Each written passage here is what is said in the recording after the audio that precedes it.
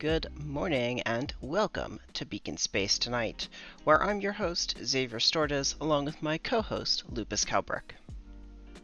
From us here on Telas, welcome to a new year. Last night saw celebrations and partying throughout the system as our beloved once barren rock makes another full orbit around the star. I know for many of you the new year is a long time away or just recently happened, but we'd like you to take this opportunity to thank you all for your loyal patronage of BBTV and wish you all the next Telas year will be a good one. It's great to be out from my apartment around the Telas station and down there on the planet to see the wonderful display of explosives that have been presented by the Telas Terra Group initiative. As the terraforming activities wrap up, the planet of Telas is increasingly habitable for life, with us only currently needing a breather rather than a full environment suit. It's wonderful to feel the breeze of Telas once again, and a new year brings some new news. First today we have our continuing report from Helositis and the recent explorations into the Gora system.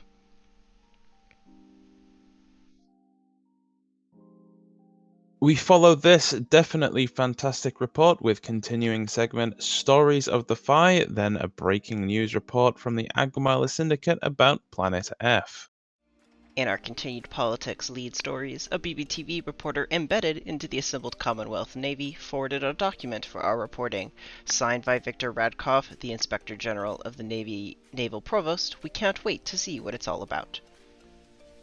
We'll later discuss the Caldera of Salado and how it is projected to become the highest grossest documentary sector-wide.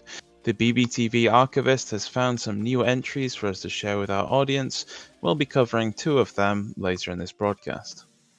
And then the return of the hit segment Lives of Beacon Space, as I'll take you into my interview with Gladiator, fashion icon, producer, and media mogul Howling Star.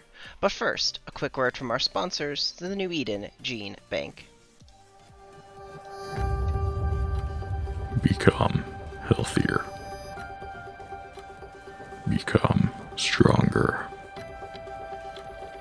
Become smarter. Become better. At New Eden Gene Bank, we offer plans and opportunities for people like you who want to break their limits and rise to new heights. Visit your local branch today for a consultation. New Eden Gene Bank. Be a better you. Proud sponsors of BBTV.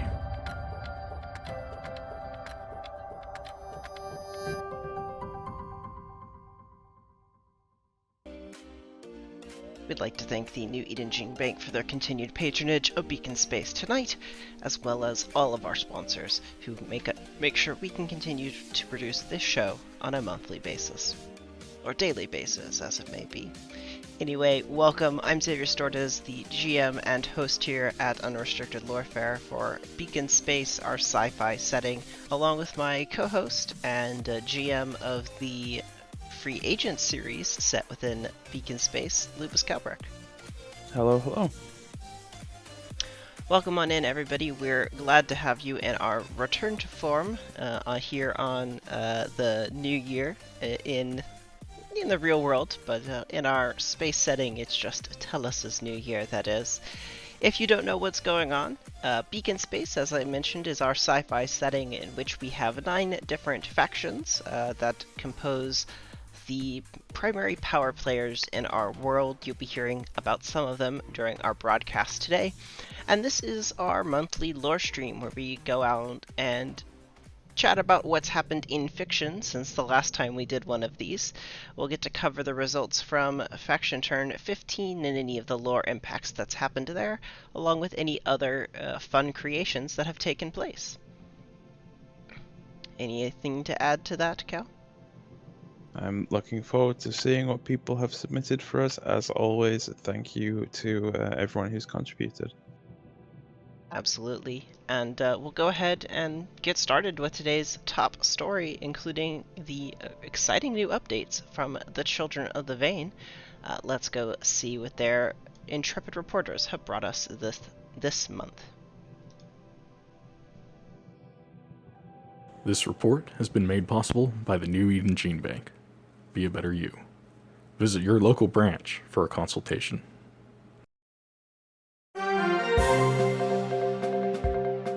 Hello, Beacon Space. This is Trey Grin here with the latest from around the sector, filling in for Chaz, who's a bit hungover, taking a well-deserved holiday. In the news this cycle, a new non-profit opens on Kartakuk, a new colony on the planet Maze, and Tehora ships over Telos. Before we begin, we at BBTV would like to remind our viewers that the annual Silver Laurel Awards ceremony will be held next week. Please visit us online to vote for your favorite performers and tune in to the live show to see the results. This year's hosts will be Cameron Gridongo and Paldo, as their act stuns audiences with their unique brand of humor, and who knows, they may even assassinate one another. Just a little. The Silver Laurel Awards, only on BBTV 5.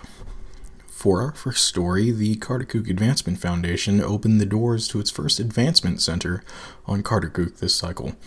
A new non-profit organization, the foundation aims to help various species integrate more easily in an increasingly diverse society by providing a selection of free organic bioenhancements while also pursuing conservation efforts through the restoration of animal biodiversity with their nursery programs. Speaking at a press event, Brother Dawn of the Vein of the Mother's Palm, founder of the KAF, hopes to, quote, provide free quality of life improvements through their bioenhancements for 100,000 citizens by the end of the first cycle of operation. We're here to lend a helping limb for all. The Office of the Mobu Nakar of the Concord of Mutual Disdain issued the following statement. In the interest of continued integration with the rest of the sector, the incorporation of increased economic and cultural ties with other inhabitants of Beacon Space is both a necessity and a priority. As such, the establishment of the Kartakuk Advancement Foundation is merely the next step on the ladder to progress. For too long has the sector passed us by, and no longer shall we be blind to the ever-marching footsteps of time. And now for a brief word from our sponsors.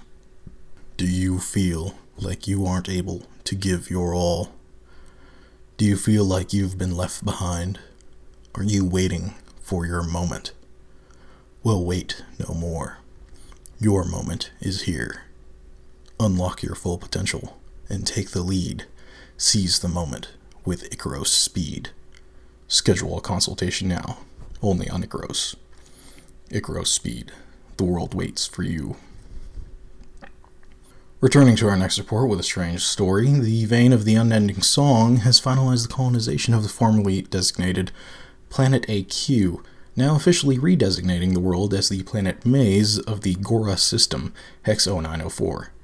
In the wake of the christening of a newly grown bioship Shrike Fleet, designation Legacy of Worms, from the new colony, the Vein of the Unending Song has opened transit space to Vein citizens, inviting immigration and tourism to the new colony with large-scale industrial harvesting efforts continuing in secret within the restricted Tomb cities. Local government officials have yet to disclose the precise nature of Operation Worm Farm, so it's called, and outgoing communications from the planet are heavily monitored and restricted. I, for one, will not be jumping at the chance to visit this new colony. Telos residents may have noticed a large and sudden influx of Tehora Fa'i vessels in low orbit this cycle.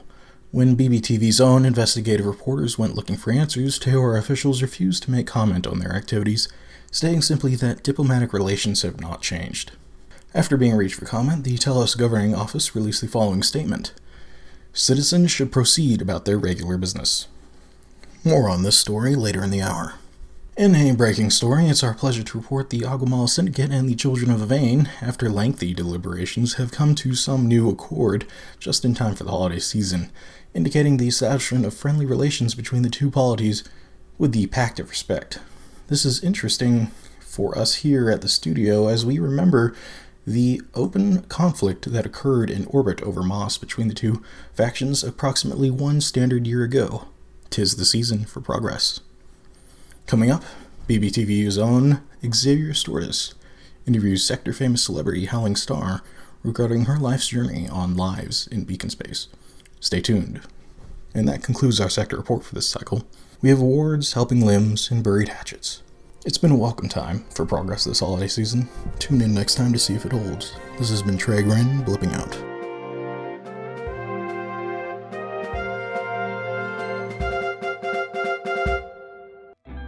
Thank you, Tragren, for that thrilling report from the planet of Heliositis, and for filling in for Chaz Gusto Prime with his vacation.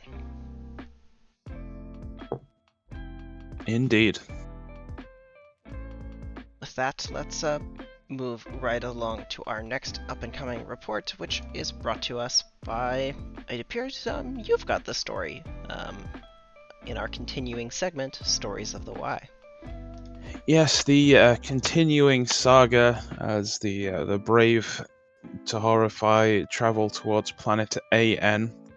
As was previously reported, there is an ongoing battle for which we're receiving stunted and delayed reports due to the quality of communication in the region.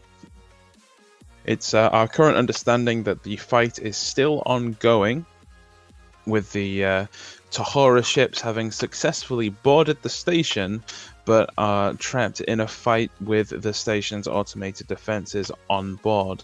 We currently do have a news crew racing to go and cover the action as up close as is safely possible, but due to complications, they are still currently in transit. We will give you as many details as possible as soon as we have them. It's bound to be a thrilling and exciting story as we continue on in our journey about it.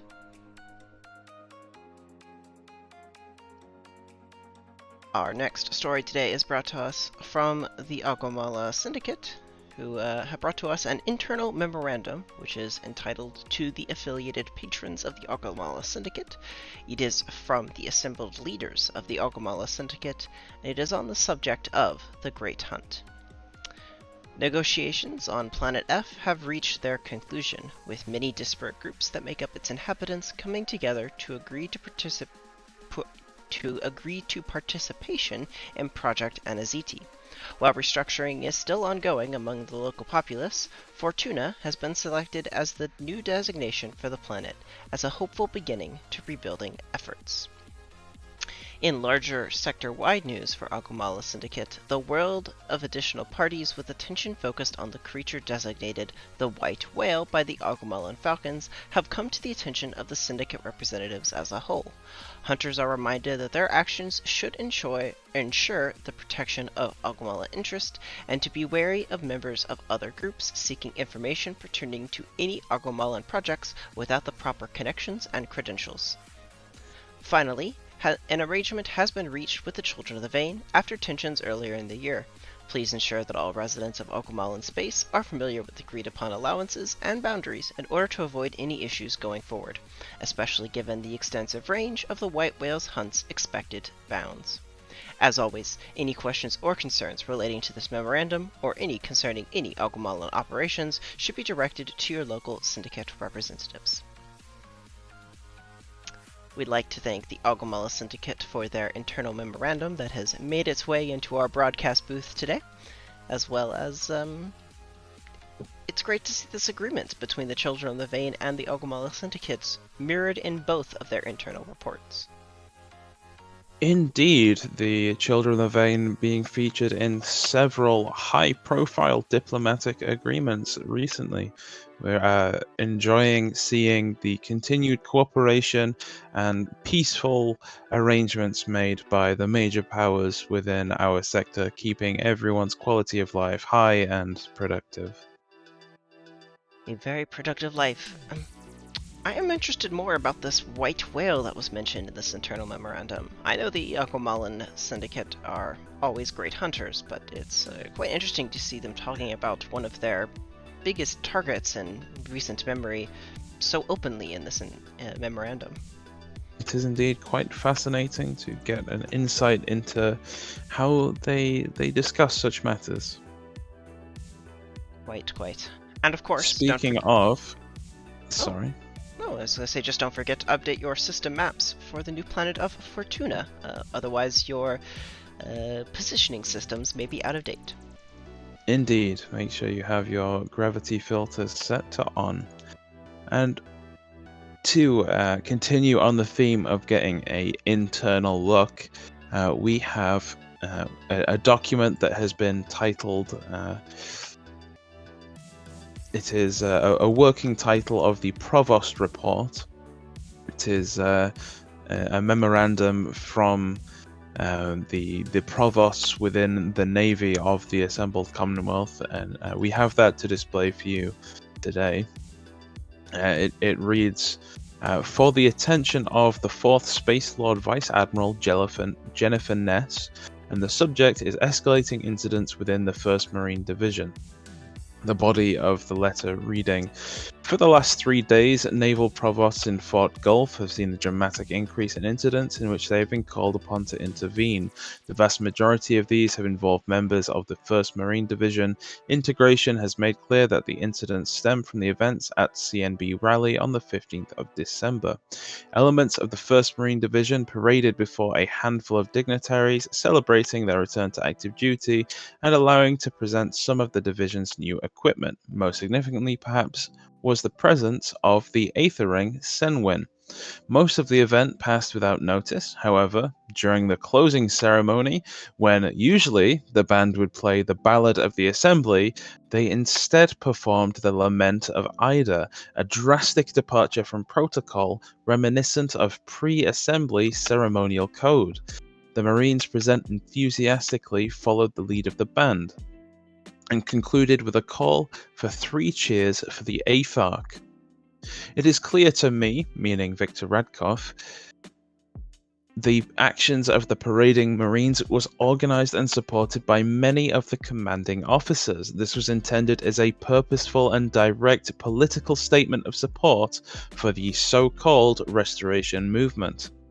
Upon returning to barracks, incidents of brawls were quickly reported, with provosts called to defuse over a dozen different situations.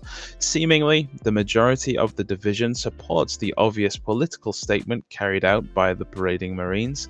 However, a significant minority do not. And it's clear to me, again, Victor Radkov, that the fractious nature of politics within the Commonwealth has spread to the Navy. We should be prepared for further incidents within other units if this atmosphere continues. My recommendation at the moment is to support a discrete program of transfers and detachments to separate those from the division who feel especially strongly about this subject, to prevent further escalation. I also recommend that the officers of the division be officially rebuked and informed in no uncertain terms that their actions are at the very least unbecoming of officers of the Commonwealth Navy, and further incidents under their watch will be met by the full powers of my, Victor Radkov's, office in accordance with the Naval Code of Conduct. Again, that was from your humble servant, Victor Radkov, the Inspector General of the Naval Provosts. Quite an interesting internal report we've discovered from the assembled Commonwealth and the Navy itself. Indeed, the continued crisis of the Restoration Movement, the pro-monarchists who are supporting the Aethering. It is unfortunate to see any violence or conflict within Beacon Space, but we remind you that BBTV remains neutral in all political matters. Quite neutral, that is. With that, we'll move on to our next segment today, thanking all the factions for their participation this month in their increasingly gorgeous and wonderful submissions. I believe we come to another segment hosted by yourself regarding a new documentary. Take it away, Calvert. Indeed, a bit of an advertisement here. We're pleased to announce the return of reporter David Battenberg, who will be reporting to our screens in this new year with the soon-to-be-released In the Caldera of Salado, a 7-part documentary detailing a unique ecological environment within our sector on the planet of Nueva Cuauhtémoc. Filmed and published with assistance from the Aguamala Syndicate, the documentary covers all parts of life within the region of Salado, from the unique biology of local fauna and flora, to interviews with prominent local figures, to a never-before-attempted deep dive into an abandoned salt mine complex looking for evidence of the region's geological origin. Don't miss it, it'll only be available here on BBTV Live or later on demand with a subscription to BBTV Plus. Of course, we'll be looking forward to that documentary, expected to be one of the highest grossing documentaries ever released in Beacon Space. It will indeed be quite the watch. I will be glued to my screen as soon as it is available. Absolutely. And before we continue with the news, we have a word from another one of our sponsors. Ever since I was a boy, I looked to the stars with wonder. The idea that we could share a common cause and community across the vast gulf of space with sapient beings so alien to one another on worlds teeming with life filled me with a sense of awe and comfort, a warmth that could transcend space and time. And yet, despite the gifts of life and soul that we all share, divisions between our neighbors remain while living worlds languish. But it doesn't have to be so. Hello, I'm Brother Dawn of the Vein of the Miller's Palm, and here at the Kartakook Advancement Foundation, we believe in the power of change and lending a helping limb.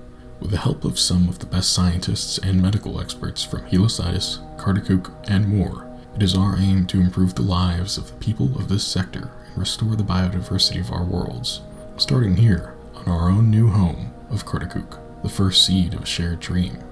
Our free clinic advancement centers have already provided quality of life bioenhancements for over 100,000 Kartakook residents within our first cycle of operation. But we won't be satisfied until we touch the lives of everyone on Kartakook, and soon more worlds beyond.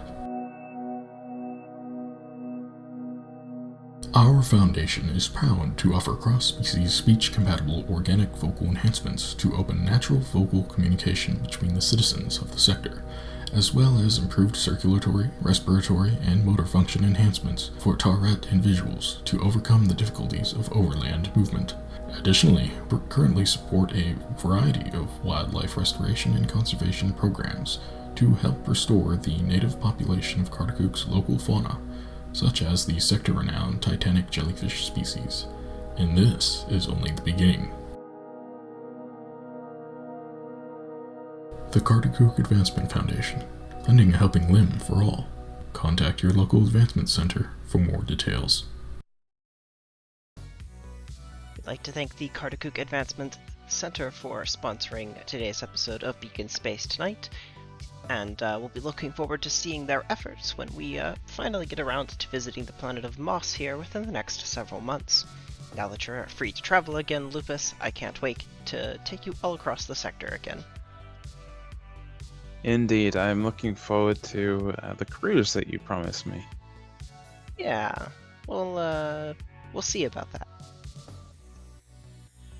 With that, I believe we have the Archivist section, where the Archivist of BBTV has provided us with some up-and-coming content articles that have been recently reintroduced to the sector at large.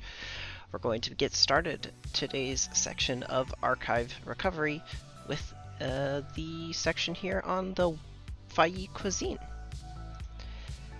Yes, indeed, a recently updated and published page on our wiki that has it's similar to some other wiki pages that we've seen in that it has collected all of the unique cultural cuisine of one of our factions into a convenient location, which for me as the GM for an RPG is very helpful, and I appreciate it.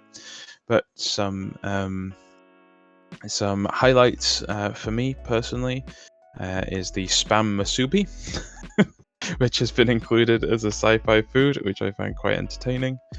And then they have just some very cool cultural and thematic cuisine, which kind of supports their whole vibe, and I appreciate pages like this. It's very well made. I'd be interested in trying a kabako in real life, so perhaps we'll have to consider trying to make some of these recipes that have come up at some point in time. I'm not so sure Beacon Space Cookbook. Ooh, that sounds good. I'm not sure I'm a good enough chef to pull that off yet, but maybe we'll be able to make something happen. Maybe. So we thank the Tahoro Fai for their cuisine article, as well as several ingredients and dishes. And then our second archive today is the Order of the Lion that we'll be discussing. Indeed, one of the orders of the Starlit Court, which have many such knightly orders. Something that particularly impressed us looking at this page was a full timeline that they have, including various historical figures and the period in which they lived, and then also various different periods and eras for this knightly order, and it's quite a good read. I definitely recommend it to go through and have a look if you're interested in some historical Beacon Space content from the Starlit Court.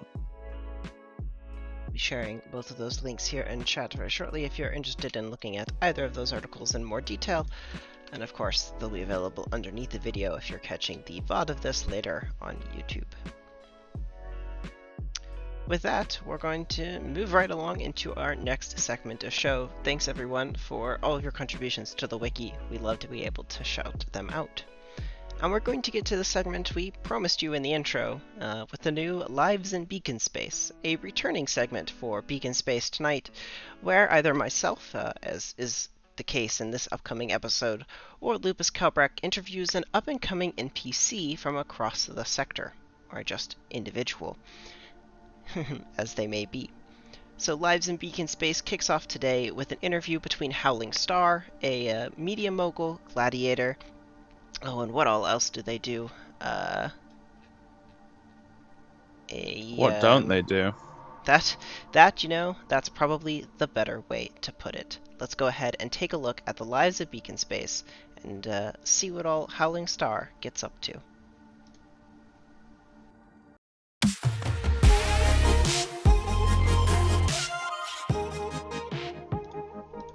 Hello, I'm Xavier Stordes, and welcome to Lives in Beacon Space, a BBTV series where we go inside the minds of some of the most interesting individuals across the sector. Gladiator, fashion icon, producer, media mogul? There's absolutely nothing our next guest can't do. A prodigy from a young age, she first rose to fame out of the bloody arenas of Heliositis, quickly capturing the hearts of her young fans in a social media storm. In the wake of her fresh glories, she tried her hand at building her own media empire, beginning with her first wildly successful enterprise in LifeSpace, which remains a strong competitor in the social media landscape to this day. Since then, she has produced and starred in several shows, pushed for organic augmentation advocacy across the sector, and built her own record label with Victorious Records. A fan of Mossai culture, she recently announced the grand opening of Moss Fit, Designer Jeans and Parts, a bio-augmentation clinic on Moss. Howling Star, welcome to the show. It's your pleasure, Xavier. That was quite the introduction. Even as busy as I am, I do try to keep up with Beacon Space tonight. Keep an eye on the latest news, scandals, and well, I'd even say that your show is a guilty pleasure of mine. Thanks. Howling Star, what drives you to be successful across your various ventures, from being a gladiator to a fashion icon, a media mogul, and now a business owner?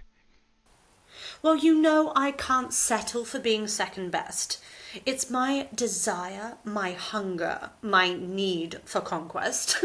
The only reason you know my name is because of the blood I spilled in the pits, my first victories. Business is just an exciting new battlefield, and I'm just as lethal with a pen and a handshake as I am with the spear.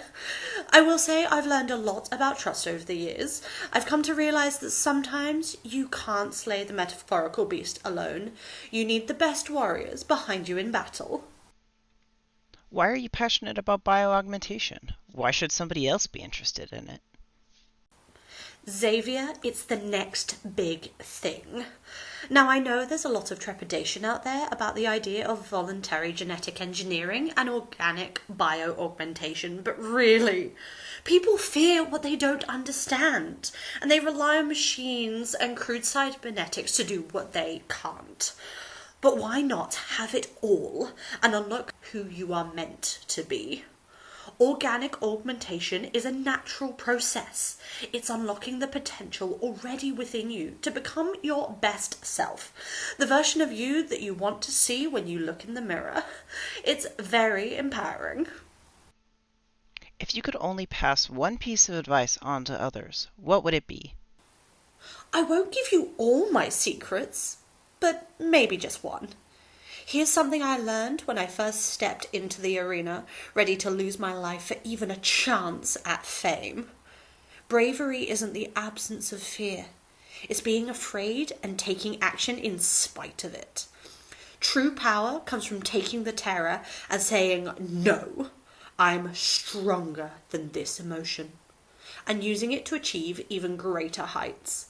You'll find that the best decisions you'll ever make in your life should make you feel afraid if you want to make it to the top like me. Tell the audience about LifeSpace. What did this early project in your life mean to you? It was my first foray out of the arena, a sort of crucible where I had to prove that I was more than just a fighter with a pretty face. Social media was an obvious step, of course. For those who weren't around for my early career, a lot of my success came from the growth of my adoring fan base and my social media following. Through them, I learned the power of connection and the intimacy of sharing your story with the universe.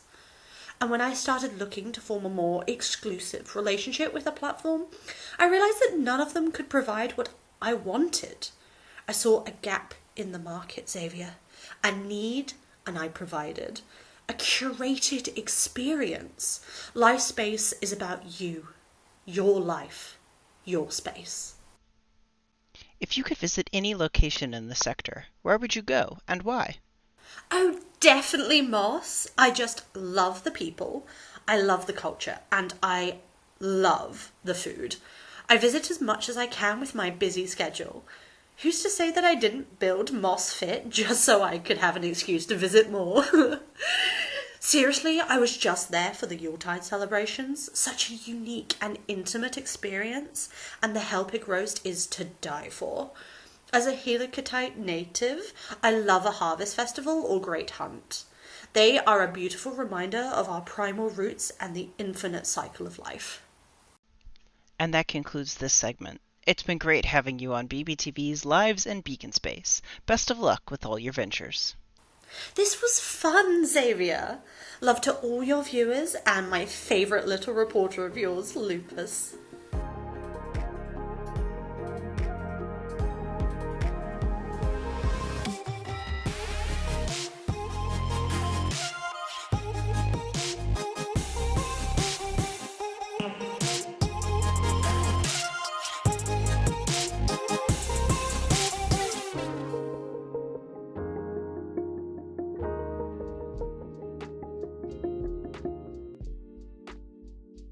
Well, that was a great interview with Howling Star, and did you know that you, Lupus, are their favorite reporter? I did not. It is a great honor to finally have anybody think that. Well, at least 5 people responded that on the last time we did a sector-wide poll, so maybe Howling Star is at least one of those 5? Well, I appreciate it. Maybe this will give me a bump in the polling. We will only have to wait to see. But now we'll move on to our final segment of today's show, a discussion about the upcoming lore gems tomorrow, and maybe some acknowledgements of the previous ones that have happened. I'll let you take it away, Calvert. Yes, the lore gems every Sunday at 7 p.m. UTC. You can find your local time in the events on the Discord server. A creative group of lore creators come together, and we make new and interesting things to help populate our wiki and our universe with a given theme. So far, we've seen some bizarre snack foods, some TV shows, robots, and a bunch of other things. I'm sure most of you have either seen the event while it was ongoing, or have been able to read the thread afterwards, or maybe seen some of the articles on the wiki, and you've had a chance to see some of the cool things that people have come up with. The next Lore Jam is tomorrow, as always, Sunday at 7 p.m. UTC. The theme this time is myths and legends, and I'm personally quite excited to be able to come up with maybe a folk tale, something like that. And yeah, just using this segment of our lore stream to plug and advertise the Lore Jam. If you would like to join us and just spend 1 hour of your Sunday creating a cool wiki article or just a little blurb, you are very welcome to come and join us tomorrow for Myths and Legends. Absolutely. Well, it'll be great to see everyone join it tomorrow to help us create some fun myths and see what happens to end up on the wiki as a result. Yeah, very cool. Well, do you have any other news for this evening's show, Lupus Kalbrick? Not for today.